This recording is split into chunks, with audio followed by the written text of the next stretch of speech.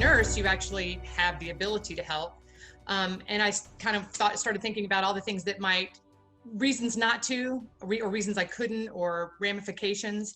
And I just felt compelled. I discussed with my husband, who without hesitation was very supportive, knowing just kind of the nature of the fabric of my being, a hands-on in the trenches kind of type A. The next layer came when I knew things were really going to happen, and I spoke to my children. People who know you, they know you're going to do it no matter what. They know when you tell them, you're really not asking them.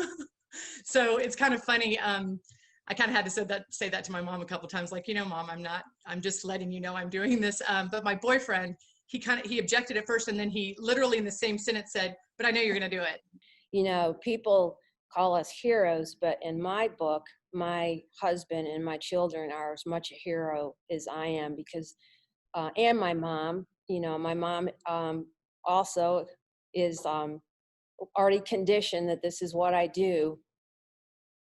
When I got there, it was April 5th. It was Monday. I went for the orientation, and it wasn't until I walked into the ED that my friend Eric told me, "Oh yeah, you're in Queens. This is the epicenter." So apparently Mount Sinai and Elmhurst were the epicenter. And looking around, I think all of us who had started that day to volunteer were we just stood there like, wow, I didn't think it was going to be as bad as it had been on TV. You know what I mean? You really just think it can't be that bad. And I think it was worse. I arrived on Monday, went straight to Central Park. You can see the tents are already up, and we started unloading pallets. And this is the ICU. We started setting up the ICU, the ventilators. The first couple days actually were for us. We were building a hospital in Central Park. But in very short order, I felt reassured that I had made the right decision, and very comfortable. And I think having networked with some people in the hotel, and we all were feeling kind of the same things, and we all were there together, and ended up becoming a team within the hospital itself. It was shocking, overwhelming. I was worried about if I would know the ED flow, but I quickly realized it didn't matter, because it was pretty much just get things done. There were 80 to 100 patients in an ED that normally saw 30. And we had about 7 nurses taking care of 80 to 100 patients. There were patients throughout the hallway. There were patients everywhere. Most of them were not on monitors. There were patients coding, crying out. I quickly realized that it wasn't even really nursing. It was critical task management. Before we got there was a urology group that was placing lines, like arterial lines and central lines. And the urologist was so thankful that we were there. He was like, I haven't done any of this stuff since residency 15 years ago. And he, very freely and thankfully was happy to delegate all of that off to us. So we would run around and do that kind of stuff. It was very cool to realize that CRNAs literally could cover every aspect of the care that was going on with these patients.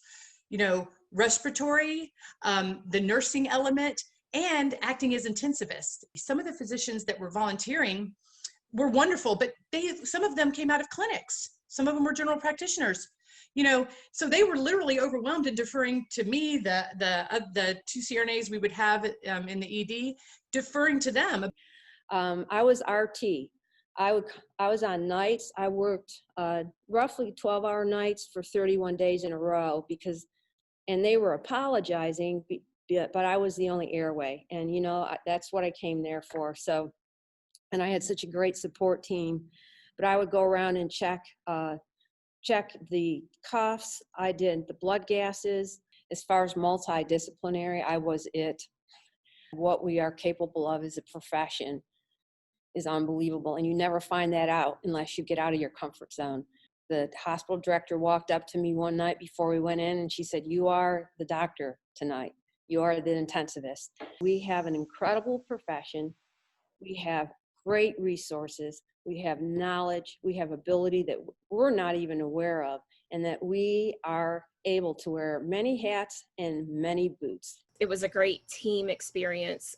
We were trusted. I ran a couple codes. I did some tube exchanges at the request of the director of critical care. And from that aspect, I feel like we were able to spread our resources to where they were most needed to do the most good. It just was so amazing. The respect, the teamwork, there were no egos. It was, hey, this is your rodeo. You're good at this, you go do it. And that's how the head of critical care was immediately comfortable with, hey, when I need a tube exchange, I'm calling you. She took my phone number, and just being able to come in somewhere, they had never seen us before. Hey, yeah, do this. So just them knowing what a CRNA was and that what we could do, and being able to work to, almost the fullest capacity, I consider that a huge success professionally as well as personally. I had patients asking me, do you think I'm going to make it? And to have a patient ask you that question, and you knew for a fact you couldn't tell them yes or no.